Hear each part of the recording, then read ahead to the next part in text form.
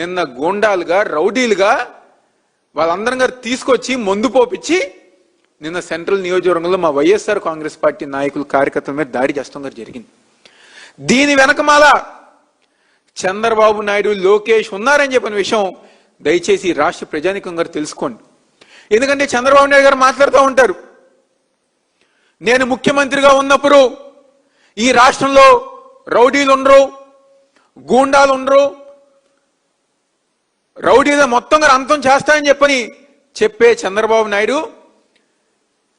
వాళ్ళ ఎమ్మెల్యేలని వాళ్ళ నాయకుల్ని రౌడీలుగా గూండాలుగా కొంతమంది అయితే రేపిస్టులుగా తయారు చేసే విధంగా ఈ రాష్ట్రంలో కూటమి ప్రభుత్వం ముందుకెళ్తాంది. నిన్న దారుణంగా పోలీస్ వాళ్ళ సహకారంతో వైఎస్ఆర్ కాంగ్రెస్ పార్టీ మహిళల మీద దాడులు చేశారు. అంటే ఎంత దిగజారిపోయిన రాజకీయం అంటే, ఎంత దిగజారిపోయిన మనుషులంటే, సిగ్గు లేకుండా బాటిల్లో యూరిన్ పోసి ఆ యూరిన్ మహిళల మీద పోస్తారా? రాళ్ల దాడి కానివ్వండి, కుర్చీలు విసరతం కానివ్వండి, కర్రలతో దాడి చేస్తాం కానివ్వండి, పెద్దవాళ్ళని గారు చూడకుండా వైఎస్ఆర్ కాంగ్రెస్ పార్టీ నాయకుల మీద మహిళల మీద వాళ్ళు దాడి చేశారు. అదేవిధంగా ఇందాక పెద్దలు శ్రీనివాసరావు గారు చెప్పారు, బ్రాహ్మణ కార్పొరేషన్ మాజీ చైర్మన్గా ఈరోజు విజయవాడ నగరంలో కానివ్వండి, రాష్ట్రంలో బ్రాహ్మణ సామాజిక వర్గానికి ఒక ప్రతినిధిగా ఏ కష్టం వచ్చినా అన్ని విధాలుగా ముందుండే మల్లార్ విష్ణు గారి మీద దాడి చేస్తాం గారు జరిగింది.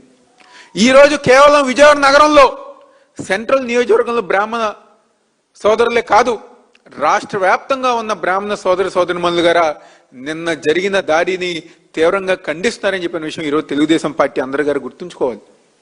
వాళ్ళు ఏదో అనుకుంటున్నారు, పోలీసులను అడ్డు పెట్టుకుని, పోలీసులు మధ్యలో పెట్టుకుని, నిన్న పోలీసులు గారా తెలుగుదేశం పార్టీ కార్యకర్తల కన్నా ఎక్కువ నిన్న పోలీసులే పనిచేశారు. తెలుగుదేశం పార్టీ వాళ్ళ గారు అంత ఎక్కువ పనిచేయడం చంద్రబాబు నాయుడు కోసం, లోకేష్ కోసం. పోలీసులు నిజమైన తెలుగుదేశం పార్టీ కార్యకర్తల్లాగా నిన్న పనిచేశారు. వాళ్ళనేమో ముందుకు రమ్మని చెప్తున్నారు. ఈరోజు మా వైఎస్ఆర్ కాంగ్రెస్ పార్టీ నాయకుల్ని కార్యకర్తలనేమో అందరం గారు అడ్డుగా నుంచుని ఒక్కరి గారు ముందుకు రానికుండా వాళ్ళు దాడి చేస్తుంటే చూసే విధంగా నిన్న పోలీసులు అందరూ ప్రేక్షక పాత్ర వహించారు. 5 సంవత్సరాలు జగన్మోహన్ రెడ్డి గారి ఒక పరిపాలనలో ఏ రోజైనా ఇలాంటి సంఘటన ఒక జరిగిందా? మేము గనక నిజంగా గత 5 సంవత్సరాలు ఇలాంటి పనులు గనక చేసుంటే మీలో ఒక్క మీటింగ్ అన్న మీరు పెట్టేవారా? లోకేష్ యువకాలం పాదయాత్రన చేసేవారా? లేకపోతే ఈరోజు తెలుగుదేశం పార్టీ వాళ్ళు నగరంలో ఉండేవారా అని చెప్పని ఈరోజు వాళ్ళందరూ అడుగుతున్నా. ఇంకా 3 సంవత్సరాలే మీరందరుగా గుర్తుపెట్టుకోవాలి. మళ్ళీ 2029 మళ్ళీ రాష్ట్రంలో వైఎస్ జగన్మోహన్ రెడ్డి గారు ఒక పరిపాలన వస్తున్న విషయం మీరు అందరుగా గుర్తుపెట్టుకోండి. అయిపోలేదు.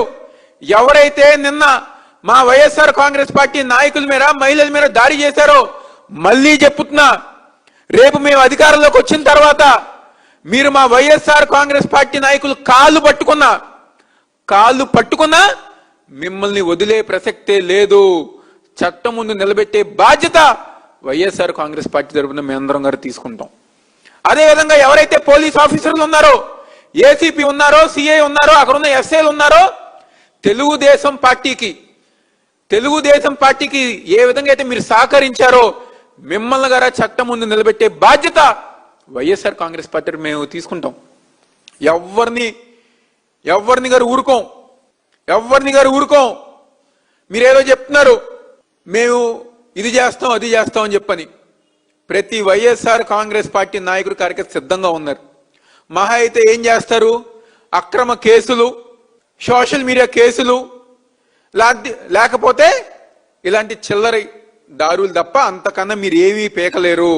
మీరు ఏమి చేసినా, ఏమి చేయాలనుకున్నా వైఎస్ఆర్ కాంగ్రెస్ పార్టీ మా నాయకుడు జగన్మోహన్ రెడ్డి గారు ఒక నాయకత్వంలో దమ్ముగా ధైర్యంగా మీ కూటమి ప్రభుత్వం చేసే అరాచకాల్ని అడ్డుకునే విధంగా మేము అందరం గారు ముందుకెళ్తాం. మాకు భయం లేదు, భయపడాల్సిన అవసరం లేదు.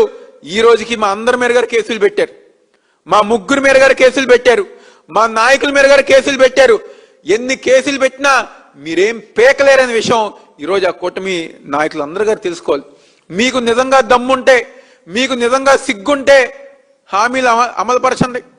ఈ రాష్ట్రంలో ఉన్న విద్యార్థులకి, యువకులకి మీరు ఇచ్చిన హామీలు అమలుపరచండి. దానికి సమాధానం చెప్పండి. డిఎస్సిలో ఏదైతే మీరు చేసిన అక్రమాలు ఉన్నాయో, అవినీతి ఉందో దాని గురించి సమాధానం చెప్పండి. మాట్లాడితే చర్చకు రమ్మంటారు కదా.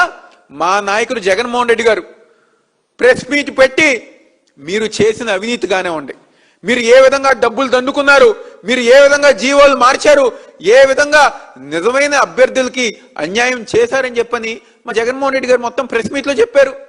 దానికి ఈరోజు సమాధానం చెప్పే దిక్కు లేదు. ఒక్క మంత్రి సమాధానం చెప్పలేకపోయారు, ఒక్క అధికారి సమాధానం చెప్పలేకపోయారు. దద్దమ్మల్లాగా కేవలం వ్యక్తిగతంగా మమ్మల్ని, మా నాయకుడిని,